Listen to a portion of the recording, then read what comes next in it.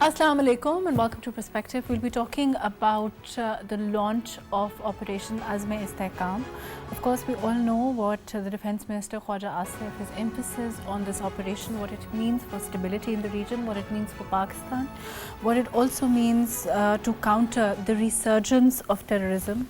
We've also seen the cross-border terrorism, and of course Pakistan has a no-tolerance policy as far as terrorism within its territory is concerned. We'll be talking about that, the kind of political and public reaction that we've seen. We've also, as far as the political parties are concerned, the kind of reaction, the opposition also. We'll be talking about the ramifications of this. Of course, unity being extremely important when Pakistan is fighting its enemies outside. All of that today on Perspective. A little later on, we'll also be talking about the upcoming peace talks in Doha, and of course, what they mean as far as Taliban's stance on women rights are concerned, and the focus of what the focus of Doha talks is going to be. All of that today on Perspective. I have with me Daniyal Sheikh, who's a political analyst. Thank you for being with us today. We also have with us Dr. Tughral Yamin, who's a senior analyst. Thank you for joining us. Javed Jadoon, who's a senior journalist. Thank you for being with us today. And Dr. Adnan Sarwar, who is a foreign affairs expert. Thank you for joining us today. Daniyal, of course, as far as this operation is concerned, there's no two opinions on the fact that it's integral for Pakistan, its territorial integrity. And of course, like I said, there is a no tolerance policy as far as terrorism is concerned. We have a hostile neighbor, we know the situation, we know the way that territories of other countries have been used to perpetrate terrorism within Pakistan. What is your take on this, and also as far as unity on this is concerned across the board from all political parties? First of all, if we go back in December 2014, when the National Action Plan was announced, at that time the situation in Afghanistan and the government in Afghanistan the situation was very different.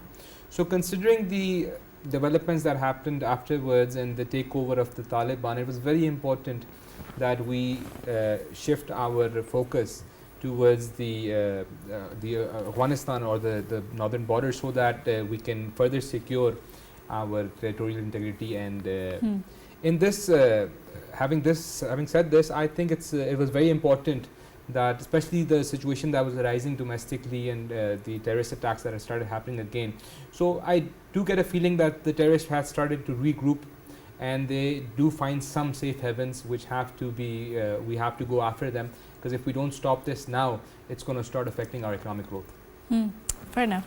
Dr. Tughral, of course, I think it's hard to disagree with what Daniyal here is saying, because if we don't stop this terrorism, of course, it's integral to our not only our territorial integrity, but also for our economics, because of course the two go in hand, and we've also seen what happened, the China-Pakistan relationship. We've also seen, how important it is for us in terms of investment, and for Pakistan to remain stable in that regard. And I think the military is very cognizant of that. Also, other defense forces are ready to ensure that it happens. You're true. As you said yourself, there are no two opinions about it. Pakistan's territorial integrity and stability is of utmost importance, and hence the name Azm-e-Istekham. That is the need to bring stability in the country. And we know that because unfortunately Afghan Taliban government has failed to eliminate the launching pad from their country. Therefore, we are taking daily toll of life. Our soldiers are being martyred, and our civilians are also being killed. So this ought to stop, because if there is no peace, there is no stability, then nobody is going to invest in your country. Chinese have actually threatened you that they better have whether they do that or not. The question is that if we want economic prosperity, then we have to ensure that we can give people that safe platform and secure platform for other countries to invest, and there's no doubt about that. I'm going to include Javed Sab in this. Javed Sab, can you hear me? Yes, Mahrukh, I can.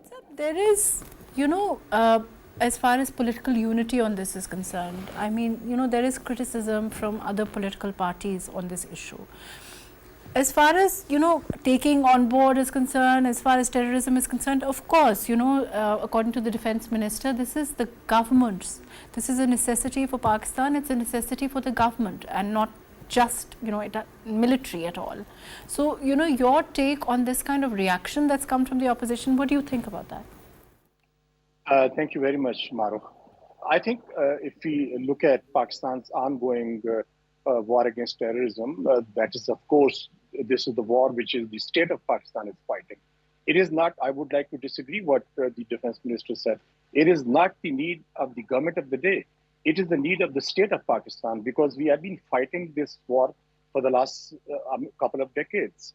Now, Pakistan has developed a homegrown counterterrorism approach that is more nuanced and holistic, which also combines the regional approach as well, where we could utilize the politico-diplomatic push along with the kinetic operations.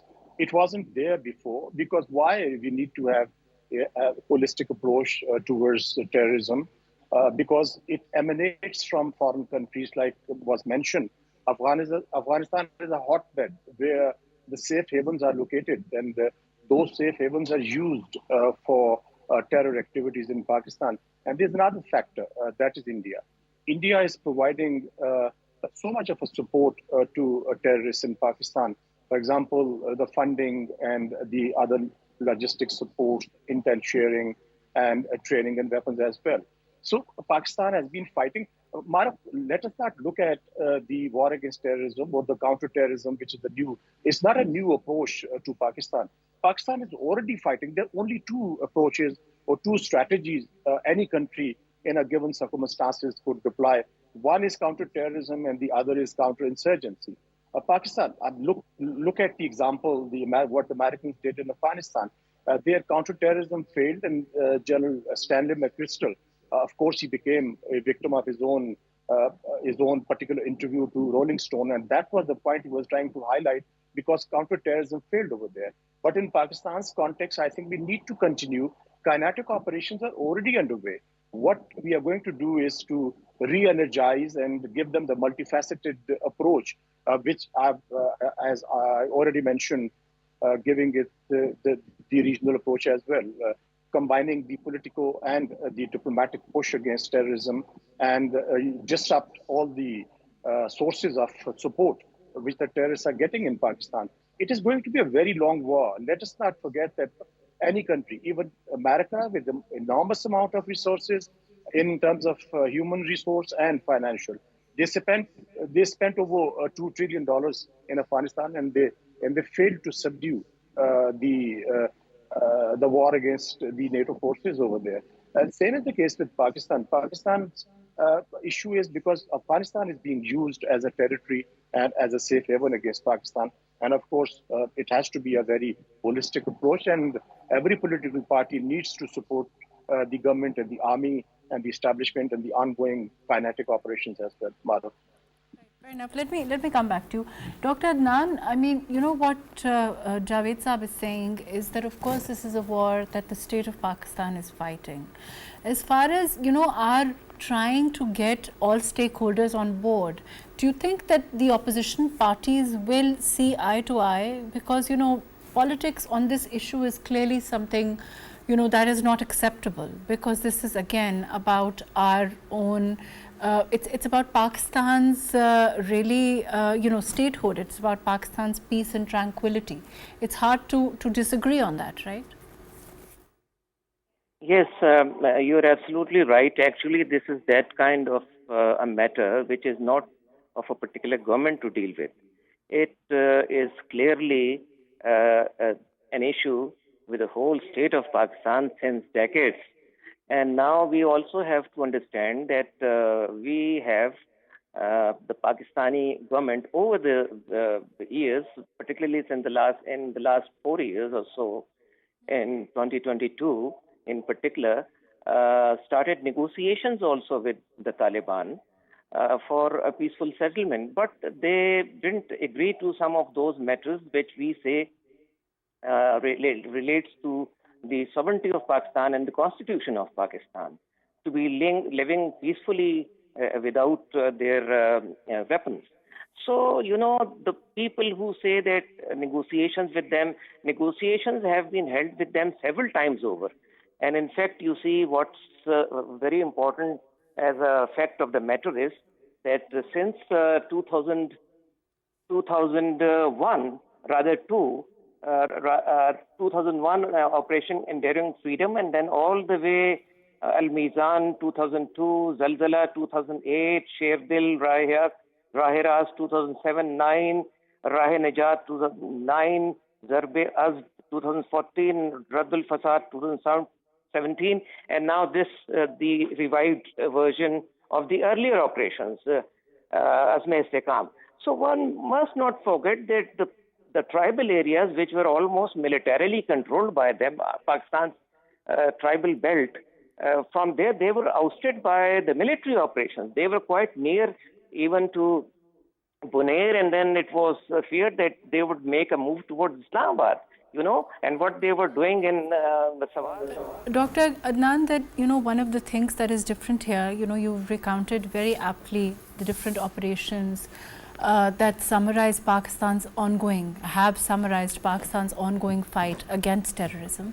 But, you know, as far as this operation is concerned, it was briefed, you know, that this operation is a multi-pronged policy to combat terrorism, and it doesn't mean that there will be military operations or, you know, as far as this anti-drive is concerned, but it's going to be including effective legislation to prevent, for example, smuggling, or effective legislation to ensure that the militants are punished aptly. Of course, this is also the original, has been envisaged very aptly in the original National Action Plan. So with regard to that, there is little difference, no? Dr. Adnan, can you hear me? Yes, yes.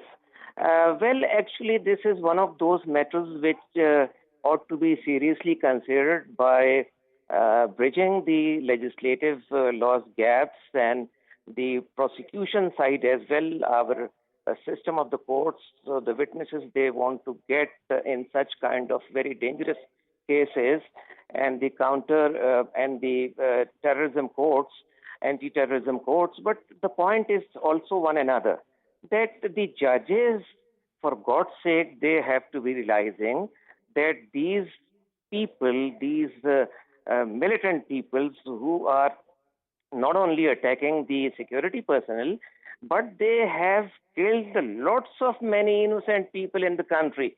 You know, the APS incident and many others, the laborers of the Texla factory, etc., and whatnot. So therefore, you see, the judges of the anti-terrorist court, they should not be granting them bail after bail just on very lame excuses of the benefit of doubt.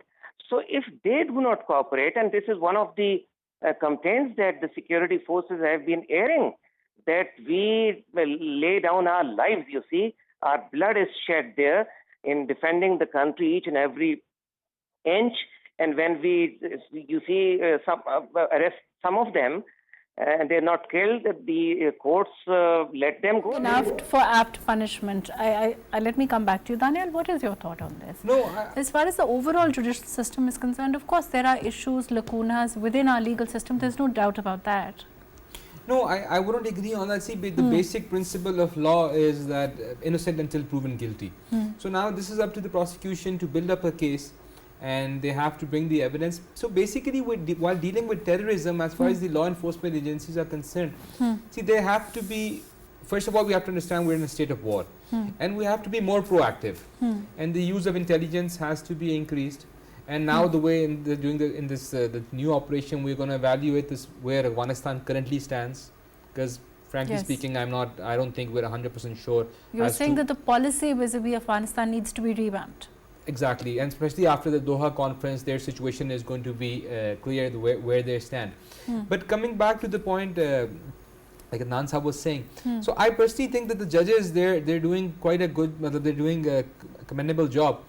See, it's very difficult punishing these people because their networks are so strong, and you know, judges, especially not the judges of military courts, the civilian judges, it is a bit difficult putting them in a situation like this.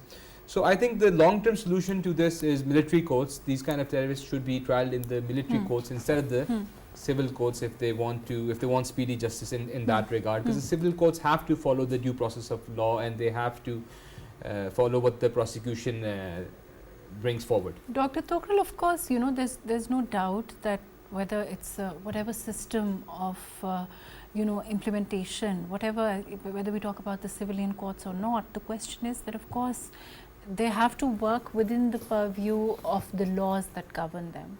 But as far as issues of implementation are concerned, as far as issues, procedural hurdles are concerned, as far as delays are concerned, that we've seen happen, you know, in a lot of cases from time to time. Even the judges are at times, you know, in a difficult position because they have to work within the ambit of the system, whatever, you know, whatever the law allows them.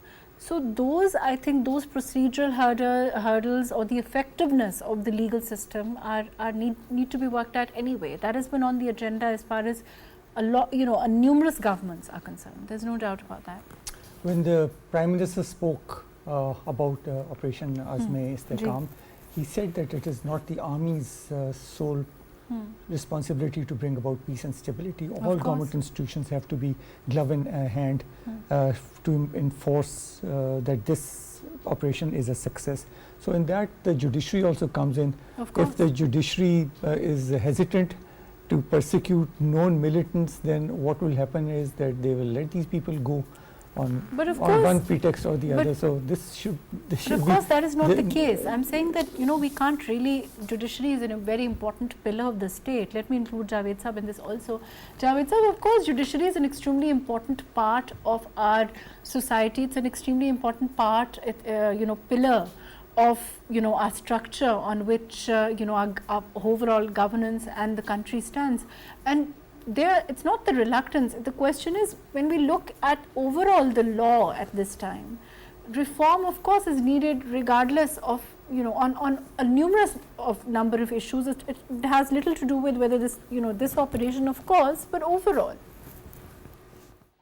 Mahrukh, I think it is important that the judicial process is taken to the logical conclusion faster than we expect.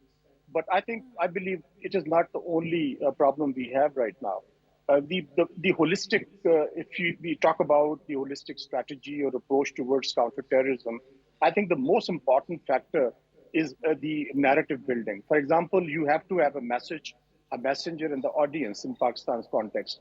When we talk about terrorism, I think it has multifaceted issues. For example, the underlying causes of poverty and the joblessness. And the second most important aspect is the youth bulge, which comprises about 65 to 70% of Pakistan's population. And if we talk about poverty and joblessness, then I think we have to have, we need to focus on weaning away the youth of Pakistan from any kind of extremist tendencies. And secondly, what I talked about was the joblessness and poverty. Poverty is one of the most important underlying causes. And now here, when we talk about the message, the messenger, and the audience, message has to come from the state of Pakistan. For example, you were talking about the whole of state response. It is not just the response of the government or any particular institution. When we talk about the whole of system response, that includes the parliament, the cabinet, which is the government of Pakistan, institutions and the judiciary, the police forces and paramilitary forces, and so on and so forth, even the intelligence community as well. So here we are talking about the whole of systems response to this very existential threat which Pakistan is facing today. It is not a threat for any particular party, whether in the ruling alliance or in the opposition. It is a threat which is posed to the state of Pakistan. For example, somebody mentioned the concerns expressed by the Chinese. Of course, when you talk about FDI, the foreign direct investment, you need to provide foolproof security to those who are interested in investing in Pakistan. So I think opposition, today's opposition, tomorrow's government, what are they going to do when you start opposing? Because Mahrukh, I believe it has been clarified by the government or by the office of the Prime Minister that there is going to be no displacement of the population as was done in the previous operations. It is simply to give a new and fresh impetus to the kinetic operations, make them multifaceted. For example, let me talk about the regional approach as well. We need to involve Afghanistan, Iran, Central Asian republics, China, and even Russia as well. Because when you have a very collaborative approach towards dealing with, because IS is another threat which is the region is facing today, apart from the terrorism of the Tehrik-e-Taliban Pakistan. Because right now we are dealing with TTP, but the whole region is not only dealing with any particular, but very holistic threat of terrorism. So I think we need to go forward. Our foreign policy has to be given a fresh impetus. There should be a kind of a dynamism which we need to see, because when you go for the regional approaches, those approaches will involve very proactive diplomacy as well. So I think, of course, I agree with you that judiciary is an important factor. Let me come back. But Daniyal, there is, this has of course been envisaged in the original National Action Plan also, this kind of coherence, this kind of coming together and, multifaceted action within the society, whether we talk about, all facets of society need to work together to combat this terrorism. So in that sense, what this operation envisages is nothing new. It's of course a new operation, but it's already been envisaged in the National Action Plan. No, even before that, Mahrukh, basically the turning point in the war on terrorism in Pakistan was when the parliament in 2008, when they brought the SWAT agreement. At least my personal experience coming from rural Pakistan, before that there was a confusion in the masses as to which side they want to be on or should be on, morally speaking, because our masses are religiously inclined, so they were a bit confused. So when the SWAT agreement was brought into the parliament, and when then the true the picture of these people was exposed, it was then that the masses stood behind the law enforcement agencies and the army, and we saw those people who were confused, they started seeing their law enforcement agencies as heroes, and it was then that we started seeing this success, and the Taliban were sent back. Before but that, I if think you people remember, are cognizant now of the reality, the sacrifices that of course our forces have made. They are cognizant of the sacrifices that the military continues to make even as we sit and speak today, and the cost that they pay for securing Pakistan and our borders. see, before 2008 and 2007, before the government came, the People's Party's government came, situation was a bit different. There was definitely a confusion, at least on the grassroots level. So even right now, the point that I'm trying to make is that the Parliament has to, whenever the Parliament is going to give ownership, because it's the representatives of the people, so definitely we'll see better results. And as far as Jadoon Sahab was saying, definitely we have to be a lot more proactive, especially considering the situation in the region, and especially because now that we're focusing on CPAC, because after 2015 when it started, and in 2018 when the government changed, during that 4 years no progress was made on CPAC. So now that we're going to go back towards that, so a lot of internal elements and external elements who are not too happy about this, we were supposed to build one of the biggest flagship ports.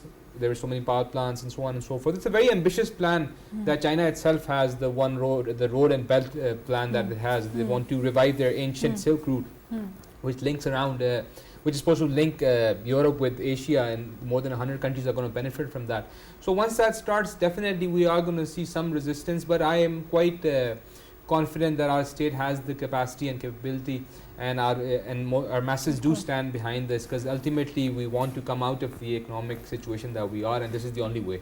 Dr. Tughral, there is, as far as the political parties are concerned, we've seen, there's, as far as the last government under Imran Khan Sahab, there is criticism that the policy perhaps was, not adequate, and that also has resulted, we've seen these comments being made, we've seen this being discussed, and that has led to, what is your thought, has led to, the situation worsening to an extent? We were not very strongly opposing the Taliban. There was some equivocation.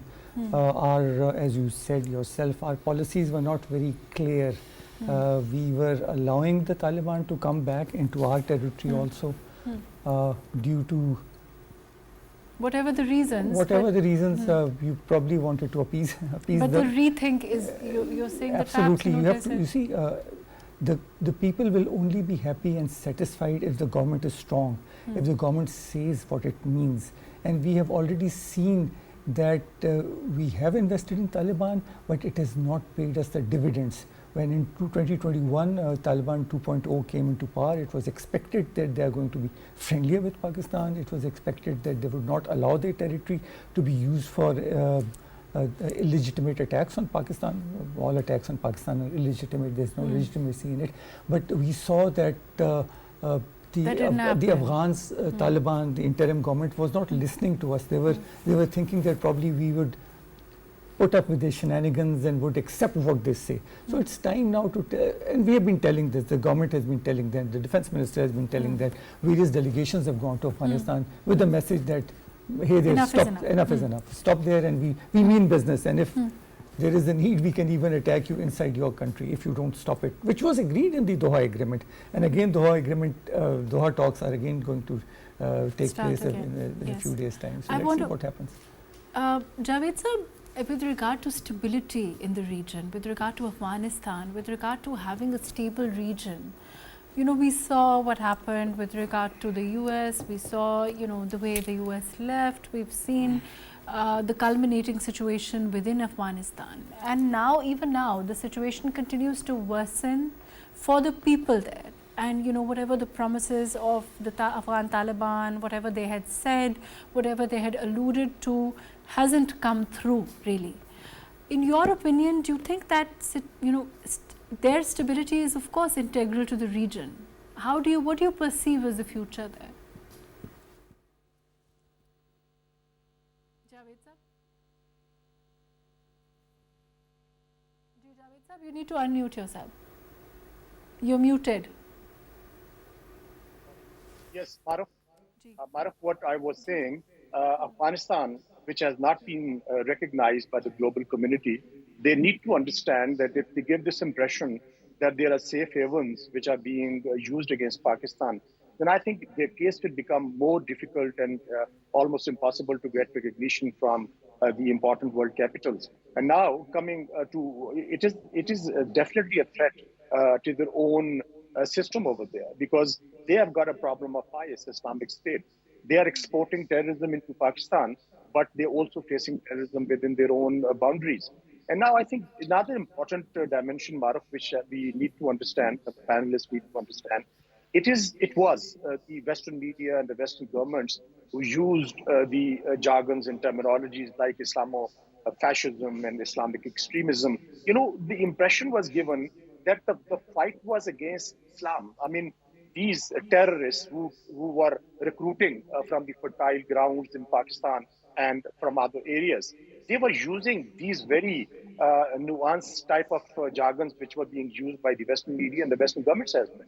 So the impression was created that this fight is against Islam, not against any terrorist outfit.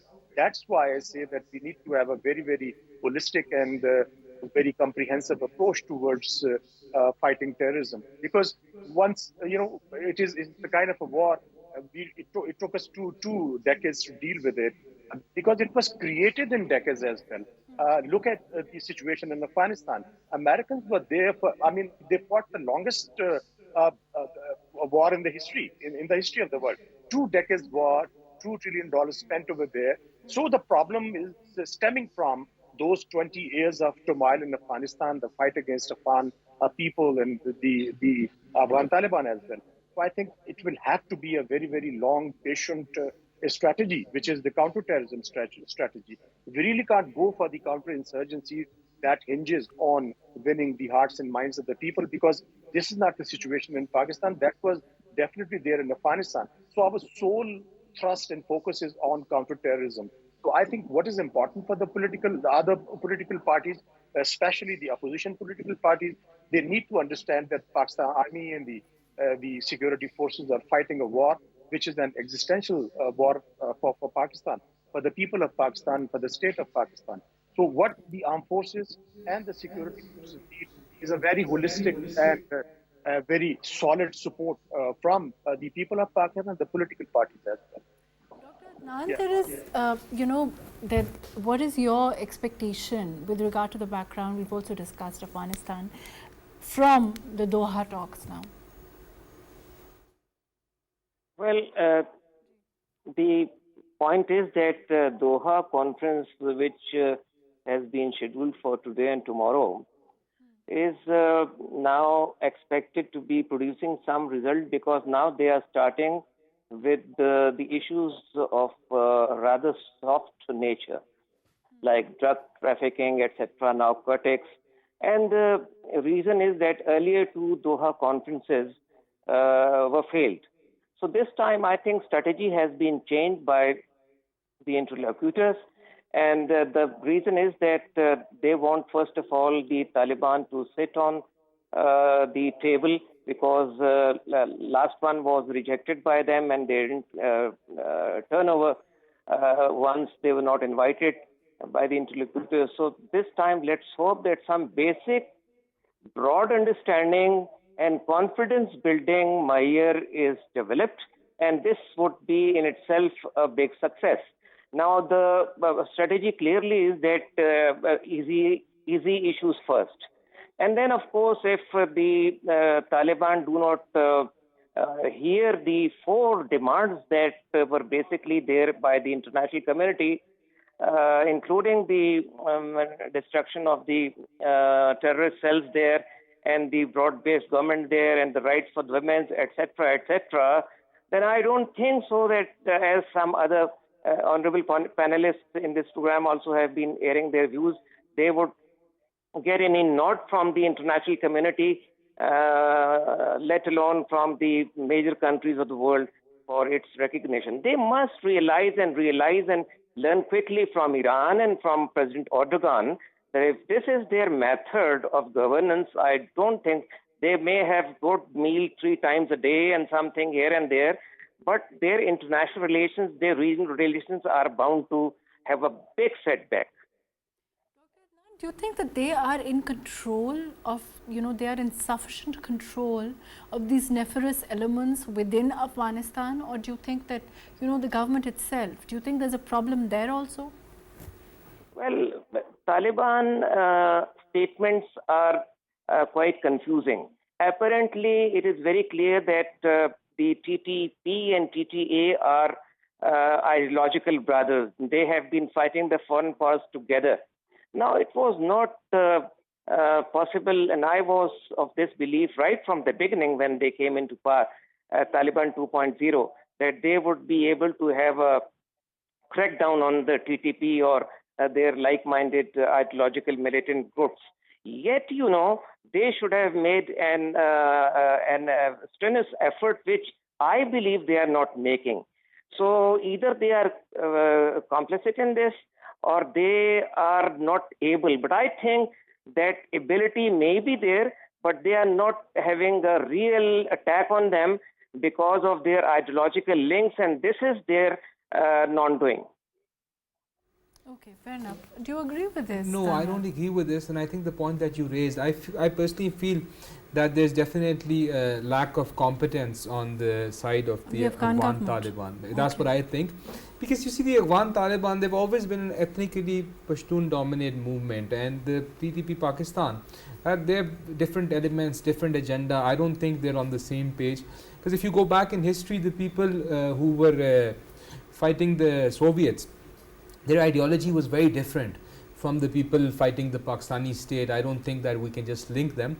And like if you look at the situation in Afghanistan, I don't think Kabul is in control of the whole country, and or they can be in control of the whole country. Even when they were backed by a superpower, the government in Afghanistan was limited till Kabul.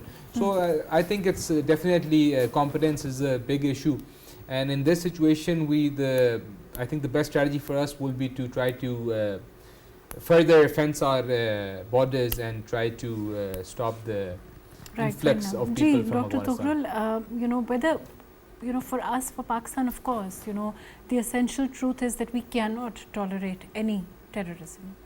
And, whatever the cause of it, I think, it is, for us, it's a no tolerance policy now.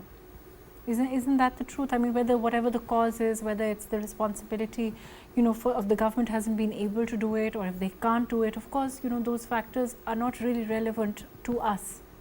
So what's your question? I'm saying that their relevance, whether they can control terrorism or whether the Afghan Taliban. The Afghan Taliban lack the willpower to control the people who are on their territory. Whether it's lack of willpower, whether it's inability to do so is not important for us. That's what I'm saying. You know, those two causes may be important within Afghanistan. What's the question? But as far as Doha, let me come back to you. Ji, Adnan Saab, what I'm trying to ask, I think Tughral Saab is not understanding. I'm saying whether it is the inability of the Afghan Taliban to control the perpetration of terrorism within the region, or whether it is, you know, they're complicit in this. Like you said, for us, what remains important is that there is no perpetration of terrorism from there. And with regard to that now, perhaps our policy needs to change with regard to the Afghan Taliban. Do you agree with that? Yes, I very much agree. Actually, if at all one would say that policy was a little defensive earlier on, despite all the great successes, and I would totally disagree with those people that military actions have not produced big results. They have produced big results. But now I think they have to be proactive and offensively defensive, and a very clear message to the political leadership and to the TTA and to the TTP, etc., and all others. And the problem is that they have connections now with, you would be knowing it, with the BLA also. They are having a nexus. And if in this, India gets also involved. So this is a multifaceted kind of a regional situation. And Pakistan is very bravely, the Pakistan Army particularly, and the intelligence, though you see much harmony is required between all of them. Yes, that is right. But yes, one very important thing that I have seen based in Peshawar and this region, that in our mosque, most of them, these kinds of people, the TTP people, they come over and they deliver speeches with the permission of some of the imams. And they influence mentally, psychologically the namazis there. So I believe that our imams and naib imams of most of the mosques, not of all of them, though ulamas come on the television, they are playing their role to denounce them, but they at the local level, at the very local level, our imams and naib imams, they are not, and then our political parties, they take a stand. Right. What their followers would have, the political parties also have to become more mature. I understand what you're saying. You're saying that it has to come from the, you know, of course, the religious segment of the society also, the religious scholars also have to, of course, they are playing their part, but they also, you know, need to perhaps play a more vociferous role with regard to, you know, establishing a clear our stance as far as terrorism is concerned, and of course no misinterpretation. Javed sir, but this is already envisaged in the National Action Plan. So I think that, you know, if we'd been able to perhaps, you know, follow through, you know, timely on all the objectives, of course, you know, it's a lengthy, comprehensive document as far as the National Action Plan is concerned. Perhaps, you know, it would have been better than the situation we are in today. Isn't that true? Yes, Mahrukh, allow me to respond to what Adnan just said. I think use of force against Afghanistan or using the right of hot pursuit into Afghanistan would be extremely counterproductive, because we have very long brotherly ties with Afghanistan. We have been together in thick and thin. Engaging Afghanistan in a diplomatic way would be the ultimate solution, because once you start using force against Afghanistan, you send your fighter planes or you send your troops across the border, that would be the end of the story, because there would be no further cooperation on part of the Afghans. We know their history. They have been fighting against every invader. So I think Pakistan, that would be the very last option to go for the use of force against Afghanistan. Now, coming back to your question, Mahrukh, unfortunately, when we talk about the National Action Plan, many prongs of the National Action Plan were not fulfilled. For example, NACTA was formed. NACTA was never empowered financially and never provided the resources, because there's always a lack of coordination between different intelligence agencies at the federal level and the provincial level. And there is a lack of coordination between the security forces at the federal and the provincial level.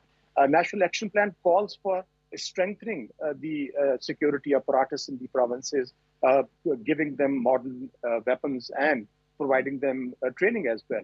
So now what is important for Pakistan is to holistically look inside as well. if we need to win the fight against terrorism, if we want to be successful as far as this new campaign of counterterrorism is concerned, I think then the onus will have to lie on the provinces as well. Let them not go scot-free by not taking the responsibility of fighting terrorism. Because if they don't do that, you can't really, I mean, it has to come through all segments of society, and again, like you said, it has to be the provinces in tandem with the federation to ensure. And you know, of course, there's a role of the intelligentsia, there's a role of the religious scholars, there's a role of the media that has all been envisaged in the National Action Plan, which has to be followed through if we want effective eradication of terrorism from Pakistan. And we all hope that we can move towards that. Thank you so much for joining us today. Daniyal Sheikh, thank you for joining us. Dr. Adnan Sarwar Khan, thank you for being with us. Javed Jadoon Saab, thank you for joining us. Dr. Tughral Yamin, thank you for being with us today. We hope that we can eradicate terrorism, and we hope that, of course, we stand united against any and all perpetration of terrorism within the territorial integrity of Pakistan. The security forces, the armed forces, the military continues to fight for stability and peace in Pakistan to ensure that it follows through. Thank you so much for joining us today on Perspective.